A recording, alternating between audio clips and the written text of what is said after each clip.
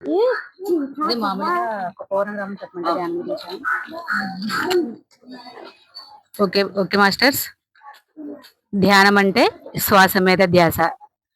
మనకు అందించినటువంటి బ్రహ్మర్షి పితామహ పత్రిజీ గురుదేవుడు అందించినటువంటి ఈ ధ్యానాన్ని ప్రతి ఒక్కళ్ళు ఆచరించాలి. ఓకేనా? ప్రతిరోజు మెడిటేషన్ చేస్తారు కదా మీరు? మీకు ఎలా చేయాలో చెప్పారు కదా ఇందాక. ప్రతిరోజు ఆచరిస్తారా? మీరు పొద్దుటే లేవగానే చేయాలి, అలాగే సాయంకాలం పడుకునే ముందు కూడా చేయాలి. మీ వయసు ఎంతో అన్ని నిమిషాలు చేయాలన్నమాట. ఓకేనా? ధ్యానం అంటే ఏంటి? శ్వాస మీద ధ్యాస. ఎలా చేయాలో చెప్పారు కదా. మన శ్వాసను మనం గమనించడమే.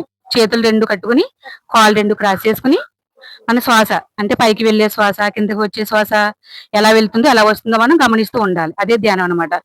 అలా ధ్యానం చేయడం వల్ల మన మనసు స్థిమితంగా ఉండి మీరు ఏదైతే చదువుకుంటున్నారో అవన్నీ మీకు గుర్తుండిపోతాయి అనమాట. అంటే జ్ఞాపక శక్తి బాగా పెరుగుతుంది అనమాట. మీకు మీ క్లాస్ లో ఫస్ట్ రావని ఉంటుంది కదా. మీరు ఎగ్జామ్స్ వస్తే టెన్షన్ పడతారా? చదువుకోవడానికి ఎక్కువసేపు టైం పెడతారు కదా. అది ధ్యానం చేసుకోవడం వల్ల ఏమవుతుందంటే మీరు ఎక్కువసేపు టైం పెట్టిన అవసరం లేదు. మీరు ఒక గంట చదివినా సరే మీరు చదివినంత కూడా మీకు బ్రెయిన్ లో ఉండిపోద్ది అనమాట, గుర్తుండిపోతుంది అనమాట ఈ ధ్యానం చేసుకోవడం వల్ల. ఓకేనా? మీ ఎగ్జామ్స్ వచ్చేస్తున్నాయని టెన్షన్ పడిన అవసరం లేదు. ఎక్కువసేపు చదవడం, ఎక్కువసేపు టైం పెట్టిన అవసరం లేదు. ఎందుకంటే ఒక చదివే కాదు, మీ వయసుకి ఇప్పుడు ఆటలో పాటలో గేమ్స్ అన్ని ఉండాలన్నమాట. ఒక చదువులోనే ఉండిపోయారు అనుకో మీకు ఇంకా స్ట్రెస్ ఎక్కువైపోద్ది. దానివల్ల ఏం చేయాలంటే చదువుకి అంతవాటు చదివే కాకుండా గేమ్స్ ఆడుకోవాలి మీరు. ఓకేనా? గేమ్ మీకు ఏది ఇష్టమైతే అది. మీకు కొన్ని ఇష్టాలు ఉంటాయరా. కొంతమందికి ఆటలని, కొంతమందికి పాటలు పాడుకోవడం అని,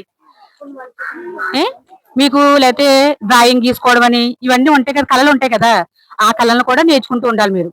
రోజంతా చదువుతున్నారనుకోండి ఆ స్ట్రెస్ ఎక్కువైపోద్ది, మీకు బ్రెయిన్ కి స్ట్రెస్ వెళ్ళిపోయి చదువుకున్నది కూడా మర్చిపోతూ ఉంటారు అనమాట మీరు. అందుకని తక్కువ, ఎంతసేపు చదువు కదా అంతసేపు గంట అలా చదువుకుని మీ హోంవర్క్స్ ఉంటే చేసేసుకుని తర్వాత మీకు ఏదైతే ఇష్టమో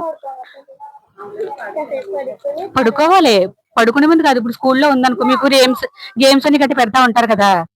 ఆ గేమ్స్ కూడా ఇంట్రెస్ట్ ఆడాలన్నమాట. చదువు మీద ఎక్కువ దృష్టి పెట్టేశారనుకో మీకు బ్రెయిన్ వేడికిపోద్ది అనమాట, చదువుకున్నది మర్చిపోతూ ఉంటారు. అందుకని అన్ని ఉండాలి. చదువు ఉండాలి, ఆటలు ఉండాలి, పాటలు ఉండాలి, గేమ్స్ ఉండాలి, అల్లరి ఉండాలి. అన్ని ఈ వయసులో చేయబోతే ఇంకెప్పుడు చేస్తారు? ఈ వయసులో అల్లరి చెయ్యాలి. ఓకేనా?